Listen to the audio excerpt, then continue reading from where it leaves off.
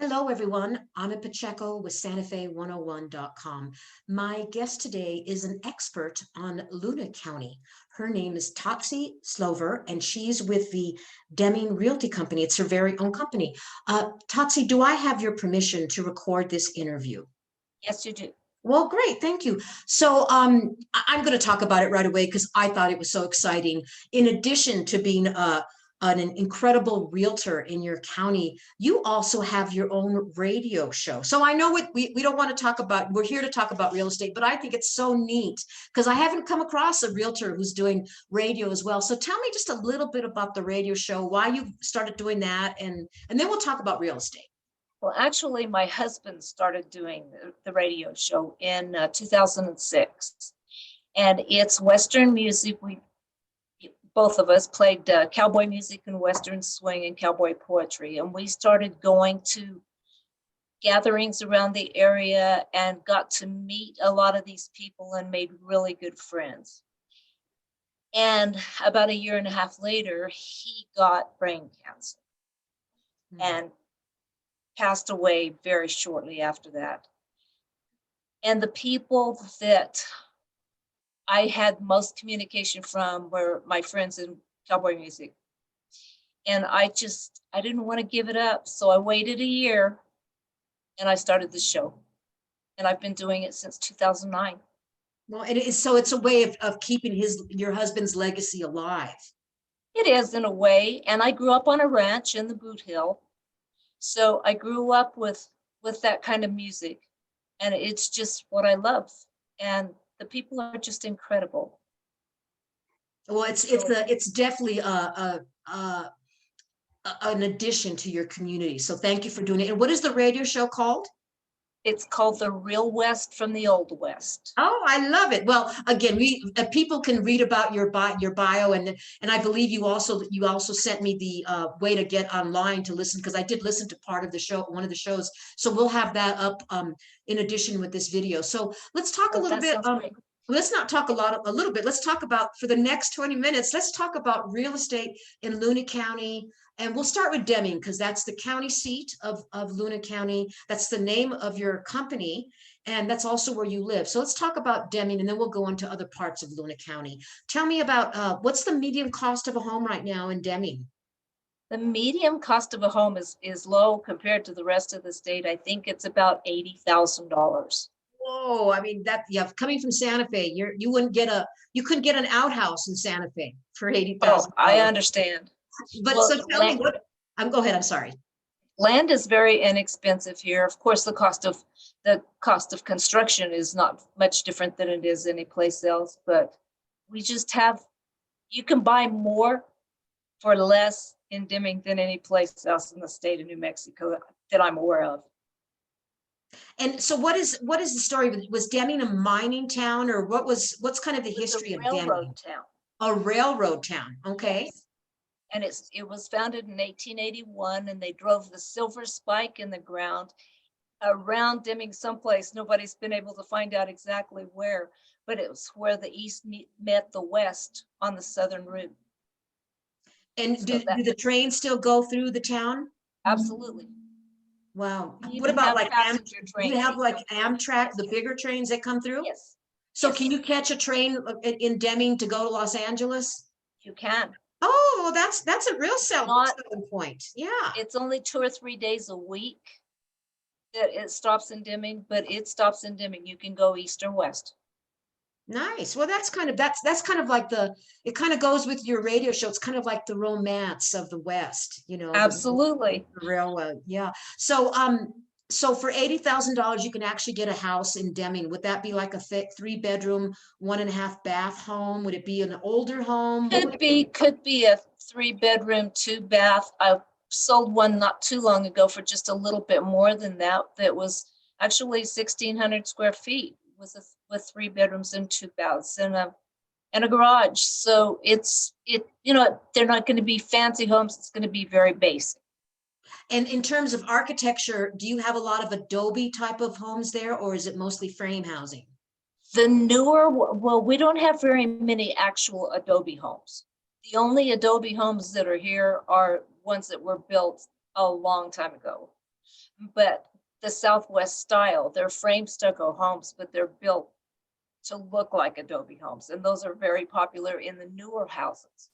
We have Well, a couple of, that's what we have here in Santa Fe. I live in one of those homes. My house looks like an adobe home, but it's Right.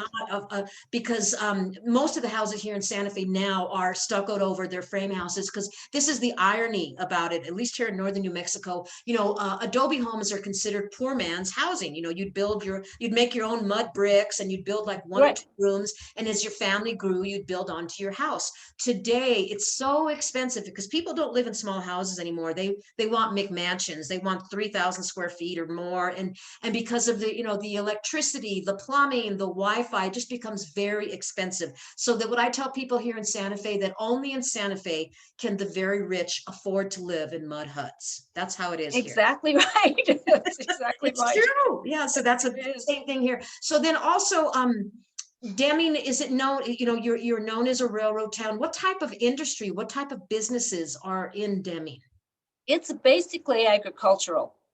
There are lots of farms and ranches around the area. We have the largest green chili processing plant in the world.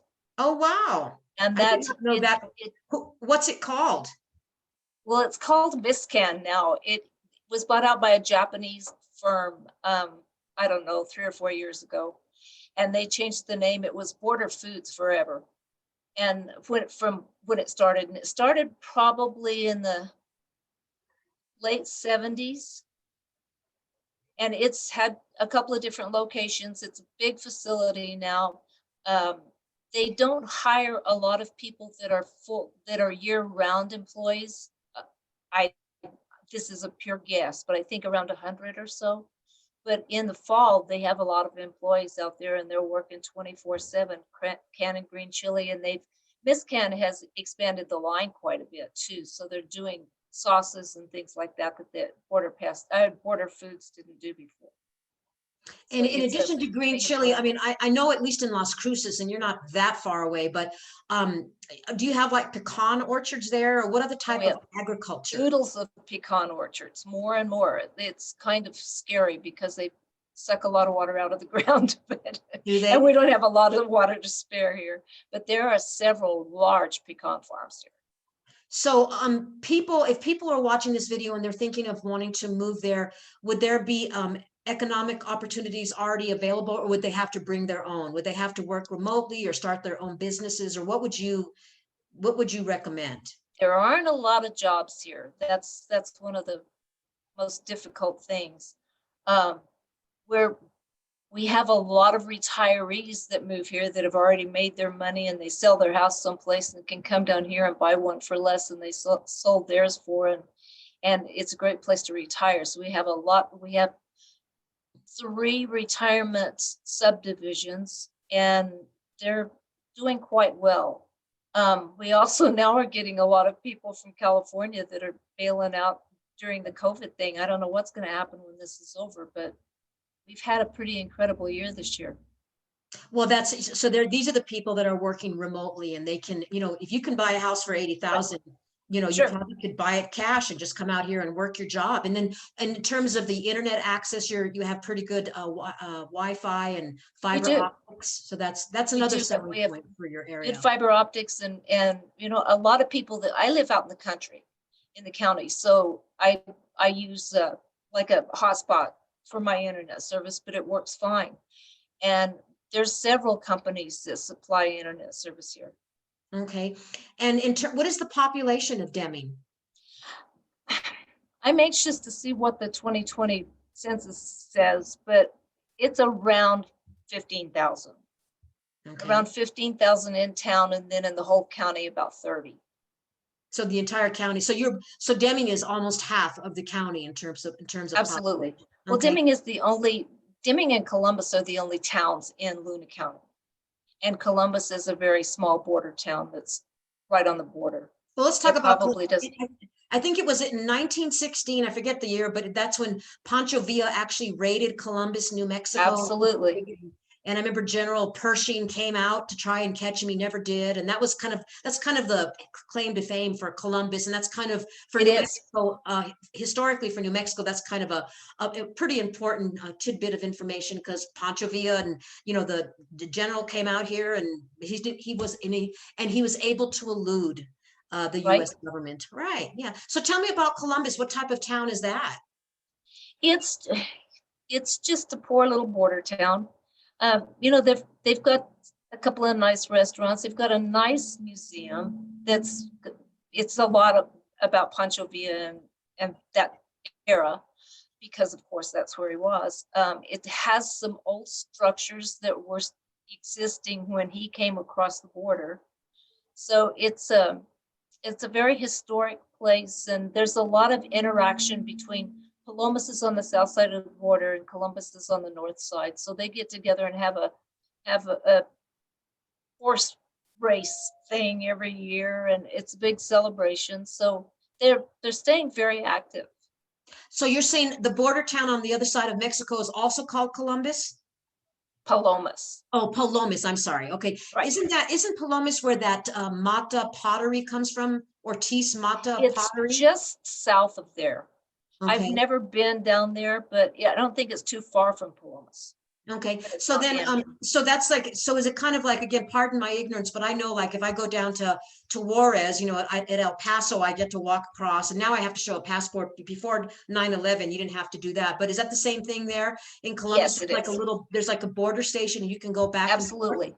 And so is A that, big border station. and so is that kind of do people like Americans go there to eat and things, or is there, Absolutely. so so it's kind of active then. It's an active It little is. It area. is. Okay. And do you sell real estate in Columbus? Yes, we do. And so tell me what would a house cost there? Less than here, because most of the houses, there are very, very few new construction houses down there. Most of the houses have been there for a while, and they're small, modest little homes. So you can, I don't know, every once in a while you can buy one for $35,000 or $40,000. That's unheard of. Unheard of. And is it basically a Spanish speaking community since they're so close to the border? Pretty much. Okay. I mean, Well, that's good for people to know. most of the people that live in Columbus speak English, but their first language is probably Spanish. Right. Well, if there's people in California, I mean, I think it's San Diego, and then on the border is San Isidro or something, or whatever it is, there's it right there. So people from California who might be watching this, if they're kind of familiar and wanting to live close to the border of Mexico, Columbus might be an option for them. Could be. And then what other communities in Luna do you sell actively That's in? it. That There is is Deming and Columbus, and then just the surrounding outlying areas, but those are the only two incorporated towns. okay. In terms of rural properties, what is like the going rate? I mean, do they sell property like 5-acre land amount plots of land, or is it 10 acres, or is there a lot of rural activity in terms of There sales? is quite a bit. Well, almost half of the population of Luna County lives outside Deming or Columbus, because the two of them together are like, well, 16,000 people, 17 maybe. So that leaves 13,000 that live on farms and ranches and just outside of town.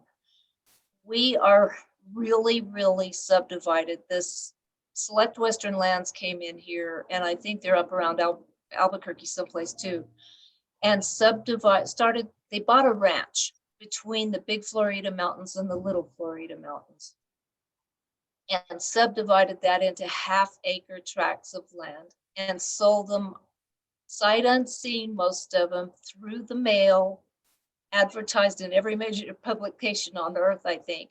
I was county treasurer here in 1981 and 82, and during that time we were sending 50,000 tax bills out to ranchette owners, and they were in all 50 states and 55 foreign countries. So what became of those little ranchettes? Well, I live in one of them. I bought a house that's on 2 acres in the Deming Ranchettes. Very few of them have been developed. I'm going to say between 5 and 10% probably, because there are a lot of them that just bought single lots and they're half-acre tracts. So the state engineer says you can't put a well and septic on a half-acre tract anymore. It has to be at least 3/4 of an acre. So that's made them, they're not worth a whole lot. They sold originally for $500 a half acre and went up in that 20-year period. They sold between 60 and 79. And they went up in that 20-year period to $349 per half acre, but you could buy them for $5 down and $5 a month. Wow. So there are a lot of those out there. Some people have put a big block together and have 5 or 10 acres in the ranchette area. That's not terribly uncommon. Most of the houses are built on 1 or 2 acres. But then there are other subdivisions that are larger parcels of land, or, just section, range, and township. And you mentioned that you'd have to have at least 3/4 of an acre to dig a well. Is it easy to get a well dug in your area? Oh, it's easy to get one dug, but you've got to have some bucks, because they're in some parts of the county. The county varies quite a bit for water level. But where I'm lucky enough to be living, they're drilling wells out there at 400 feet now. So it's going to cost you between $15,000 and $20,000 to drill a well. But there are people in the county that do that, because the problem I'm Absolutely. hearing up here in northern New Mexico, there aren't any people. So there's like a waiting list of 2 years to even Oh get. my gosh. No, we have several well drillers here, and they So do a that's good not an job. issue. Okay. And in terms of these ranchettes that were sold, I mean, is there somebody out there trying to like contact all these people and trying to say, you can't really do much with half an acre, but if you sell me your little portion, are there people trying to do that, where they're trying to get a bigger There tract? are a few. There are a few that do that, and then they'll put them on eBay or someplace and sell them there. So, they're changing hands, but they're just so many. There are 100,000 half-acre tracts of land out there.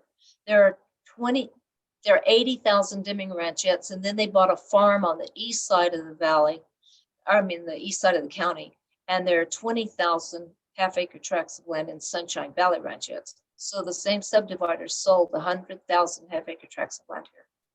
But you're saying they're basically useless, and unless somebody can pull together more than a half acre? True. Well, they're on the tax roll valued at $600 a piece. So you can buy a half-acre tract for $600. And a lot of times when we have people call in that have 1 half-acre tract, we just find out who the adjacent property owners are and see if they're interested in it. And that works sometimes, not always. Well, does that mean that a lot of this land is never going to be developed, because it's kind of just been, it's kind of like selling thin air. What's going to happen? Well, that's true, because a lot of these people bought in the early 60s. Well, that was a long time ago. And their dream was to retire and move to New Mexico and build a house. Well, it didn't happen. There's families are still in Michigan or someplace. And those kids are not interested in coming to the desert.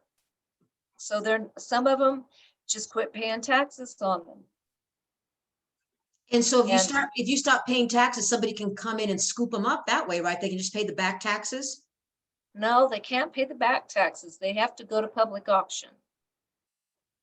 And the state takes over the properties that the taxes haven't been paid on.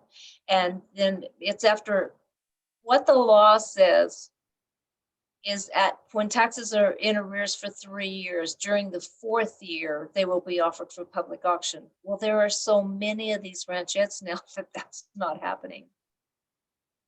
So they're just letting them sit there, and So they're accruing taxes that nobody's paying. If there is a real bargain hunter, somebody out there with a lot of ingenuity, and they want to, somehow get a large tract of land out in Luna County, how would they go about it? Would they go to the courthouse, or what would they do to try to figure all this? It sounds like a lot of work to me, but there are people out there that could do this. What would they have to do? The property owners are actually online. So if they wanted to go through an area and see how many they could pick up online, it's there. They can do it from the comfort of their own living rooms. There are large parcels of land available that are not in the Deming Ranchettes. So if they wanted to buy 80 acres and build a house in the middle of it, that's a possibility. So But you it's are, hard. you do have that. See, there's our time. I told you this would go fast. Yeah.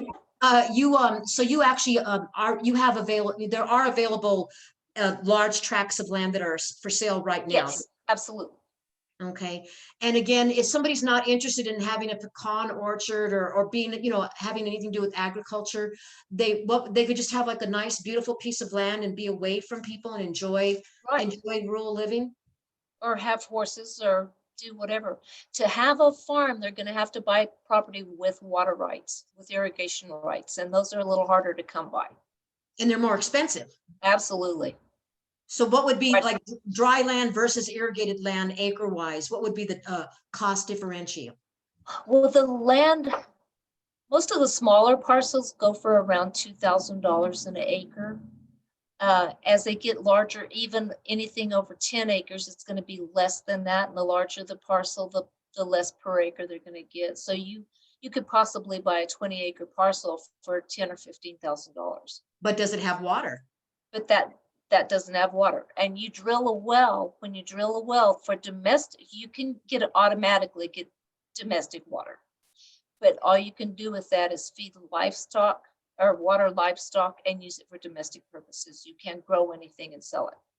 You can water trees in your yard, you can water a garden, but you can't do anything to sell. The water righted acreage, in many cases, goes for $2,500 an acre and up.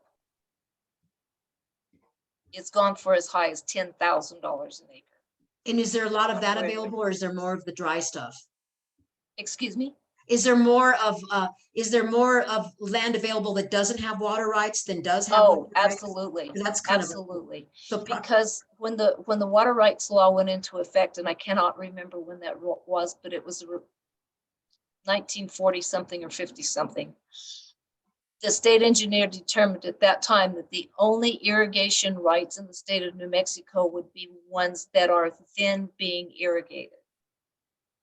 So if you have to buy an existing farm with water rights on it, or you are not going to get one. Right. Well, for years, I used to own some property up in northern New Mexico, in Truchas, New Mexico, and it had water rights. And what I had to do to keep those water rights is I had to hire a guy up there just to water the field, to grow alfalfa, even though I didn't want alfalfa, but I had to use my water if I wanted to continue having those rights. They haven't done that here. You can go for several years without using water rights, and the state engineer, as I understand it, can legally take them away from you, but they just don't do it here because it's not that big an issue. Right. Well, that's the thing about New Mexico. It's an incredibly beautiful state, but this is, we're always in a drought. When I was a kid growing up here, we were always in a drought. So water is almost like gold out here, or it is gold for Mexicans. We are definitely at the end of this interview. Is there anything else you want to say? I mean, to me, it sounds like Deming, again, if you don't have a whole lot of money, that there sounds like there's some opportunities. I mean, there are some opportunities. You're not going to buy a mansion, because we sell houses for $250,000. We have one under contract now for $396,000. So there's a big span, but you can buy more for less here than any place, I swear. Yeah, and there's probably still a lot of, kind of funky people out there that want to live kind of like the bohemian lifestyle and live inexpensively, kind of like what Santa Fe was in the 1960s here. And so sounds like there's some opportunities. I want to thank you, and I loved your radio show. I wish you the best of luck with that. And I'm so glad. Oh, thank you so much. You're so active in the community, and I thank you for your time. Anything you want to say, any parting words? No, come on down, buy a house in Deming, come to Deming Realty Company. It sounds like a plan, and I'm going to make sure they know how to reach you. You take care. There you go. Thank you so much, Anna. It's been fun. Thank you.